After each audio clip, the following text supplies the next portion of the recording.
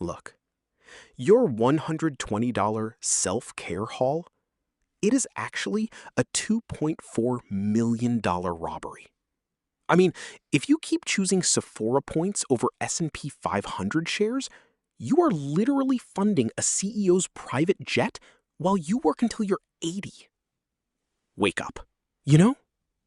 You have been sold a massive lie that your worth is tied to how many steps are in your skincare routine, and it is costing you your freedom. We always hear about the pink tax in the context of razors and dry cleaning being a few cents more expensive, right? But that is just a surface-level distraction. The real pink tax is a psychological warfare campaign designed to keep you broke, aesthetic, and perpetually chasing a version of wellness that only exists in a marketing deck.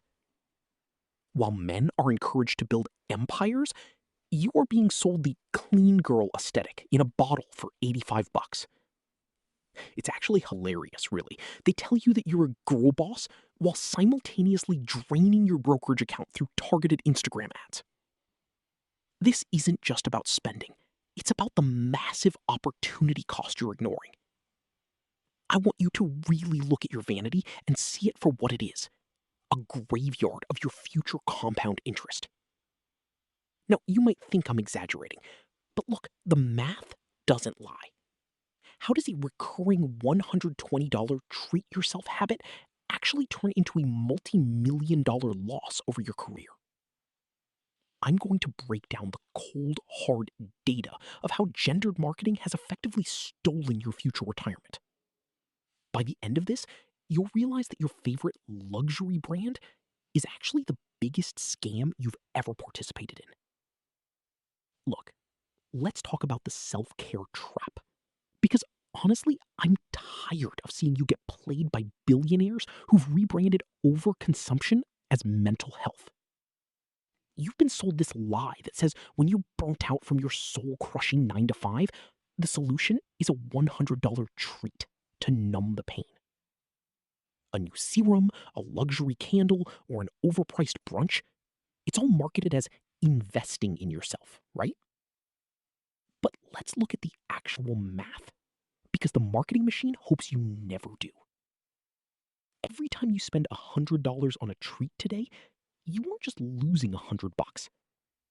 If you took that $100 and put it into a standard index fund with a conservative 8% annual return, in 40 years, when you actually want to retire and never see a spreadsheet again, that $100 would have grown to over $2,100.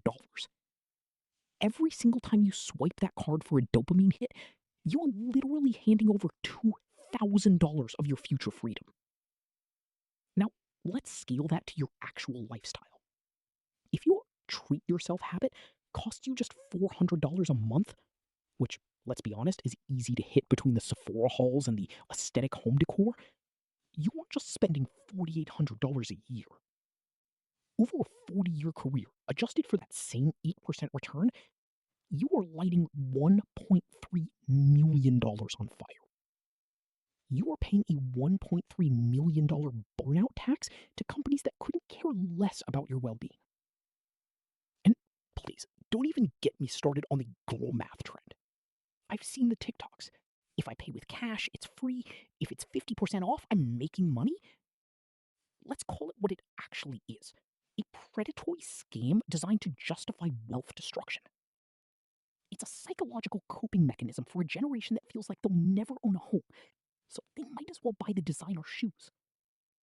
The system is literally counting on your financial illiteracy to keep their stock prices up while you stay stuck in the cubicle. You think you're in control because you're curating your lifestyle, but you're actually just a line item in a corporate budget. You are being robbed in broad daylight, and you're thanking them for the privilege. But here's the terrifying part. Most of you have been doing this for a decade already. Have you ever sat down and calculated the true cost of your habits since you got your first paycheck? I have, and the number is going to make you feel sick. In fact, there is one specific calculation that reveals exactly how many years of your life you've already traded away for things that are currently sitting in a landfill. So, I've already given you the dismal news. I've shown you exactly how you're being bled dry by a system that markets empowerment while secretly making sure you stay broke. Now, let's talk about how you stop being a victim of your own social media feed, right? If you want to stop the bleeding, you have to flip the switch. And you have to do it with a level of ruthlessness that these brands use on you. Step 1. It's what I call the ad block audit.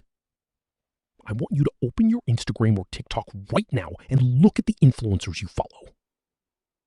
If their content makes you feel like you need a 12-step skincare routine or a specific aesthetic just to be a functioning human being, they all have goals. They all recurring bill you didn't sign up for. When you follow someone who makes you feel less than without their sponsored products, you are literally paying them to rob you. You're giving them your attention, the most valuable thing you own, so they can sell you the insecurity that keeps you from ever becoming wealthy. Unfollow them. Every single one. If it doesn't add a digit to your bank account or actual peace to your mind, it's digital trash. Step 2 is the 72-hour rule. You need to understand that modern marketing is a psychological war designed to hijack your dopamine loops. That must-have feeling you get when you see a limited-time offer, that isn't a rational thought. It's a chemical spell. When you see something you want to buy, I need you to wait exactly 3 days. No exceptions. By the 72-hour mark, the dopamine has cleared your system. The marketing spell has broken, and you realize that the essential designer tote is just a piece of leather you can't actually afford to put any real assets inside of anyway. Finally, step 3, the Freedom Fund. We need to stop talking about vibes and start talking about autonomy. I'm going to be blunt with you. If you aren't automating at least 20% of your paycheck into an investment account, you simply cannot afford that $80 luxury candle. You just can't. That candle doesn't smell like self-care. It smells like a delayed retirement and 5 more years of working for a boss you can't stand. The only aesthetic that actually matters in the real world is financial independence. The goal isn't to look like you have money. The goal is to actually have it. But even if you master these 3 steps, there is one specific psychological trap that most of you are falling into right now. It's a trap so subtle that you probably think it's actually helping your career. But in reality, it's the primary reason your net worth has been stagnant for the last 3 years. Do you even know what it is? Because once you see it, you can never unsee how much money it's cost you. I want you to look at 2 women who earn the exact same salary, yet they live in 2 completely different realities. It's actually kind of terrifying once you see the math, you know? Let's start with consumer Chloe. Chloe is the dream victim, customer, for every predatory brand out there. She's been sold the total lie that self-care requires a 10-step, $500 skincare routine and a leased luxury SUV that just screams, "I've made it." Chloe is girl-bossing her way straight into a financial graveyard. Really, her bathroom counter is worth more than her entire retirement account. She has exactly $0 in her 401k because she's too busy funding a luxury CEO's 3rd vacation home. She thinks she's an investor because she has a loyalty card at every boutique in the mall, but her actual net worth? It's a flat line. Then you have Asset Anna. Anna is a marketing executive's worst nightmare. She doesn't care about the aesthetic of her dashboard, right? She drives a 6-year-old sedan that's been paid off since the day she bought it. Her skincare? It's a bottle of basic moisturizer and some SPF. While Chloe was busy collecting useless points at Sephora, Anna was quietly accumulating shares of VOO. While Chloe was manifesting wealth through expensive candles, Anna was actually building it. She's sitting on $500,000 in an index fund that compounds while she sleeps. Now, let's watch what happens when the simulation gets ugly. A recession hits. The headlines are screaming about layoffs, and the economy is literally vibrating with uncertainty. Chloe is in a full-blown panic. She is exactly one missed paycheck away from losing the SUV that defines her entire personality. She's trapped in a high-burn lifestyle with no safety net, realizing way too late that you can't pay your rent with empty perfume bottles or vibes. Her stress levels are through the roof because her entire identity is built on a foundation of depreciating assets and credit card debt. Anna, I can tell you exactly what she's doing. She's checking her brokerage account, seeing the market dip, and realizing everything she wants to buy is now on sale. She doesn't have a car payment. She doesn't have the need to impress people who wouldn't help her if she were starving. Her $500,000 gives her the ultimate luxury that no marketing campaign can sell you: the ability to walk away from a toxic job without asking for permission. But here is the most disgusting part of this entire simulation, the part they never show you in those glossy commercials. Fast forward 30 years. One of these women is going to be enjoying the fruits of her discipline, while the other is still stuck in the machine. I mean, think about it. Which one of these women do you think will be forced to beg for a promotion at age 70, just so she can afford her basic healthcare premiums? Let's get one thing straight. The world doesn't actually want you to be wealthy. It wants you to be high maintenance and totally broke.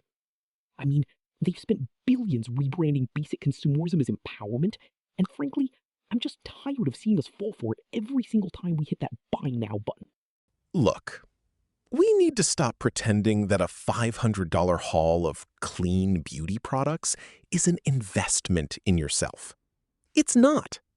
It's just a transfer of wealth from your pocket directly into a corporate ledger. True wealth isn't the designer logo on your sleeve or the aesthetic jars on your vanity.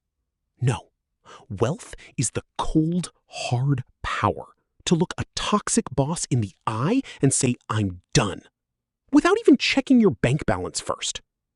That is the only glow up that actually matters. You see, the pink tax isn't just an extra $2 on some pink razor. It's a mental tax. One that convinces you that looking rich is more important than actually being rich. And here is the reality check you probably didn't want to hear. That tax is completely optional. You are literally choosing to pay it every single time you prioritize the vibe over the math. I want you to really think about your future self for a second. 30 years from now, that version of you, well, she isn't going to care if your skin was dewy back in 2024. She's going to care if she can afford a comfortable life. She's either going to thank you for every single share of the S&P 500 you bought while you were young, or she's going to curse your name while she's forced to work a retail shift at age 75 because you just had to keep up with an aesthetic on Instagram. The marketing machine has been stealing your future, one treat yourself moment at a time. It's time to stop funding their empires and start building your own. Right now, if you are done being a victim of gendered marketing and you're ready to actually own your life, I want you to comment the word asset. Prove to me, and more importantly to yourself, that you're choosing power over packaging. And don't just leave a comment. I want you to take whatever treat you were planning to buy this week, that $10 latte or that $40 must-have serum, and transfer that exact amount into your brokerage account right now. Stop being a consumer and start being an owner. Subscribe for more wealth strategies that actually work, because financial freedom is the only trend that never goes out of style. Let's stop being pretty and start being powerful.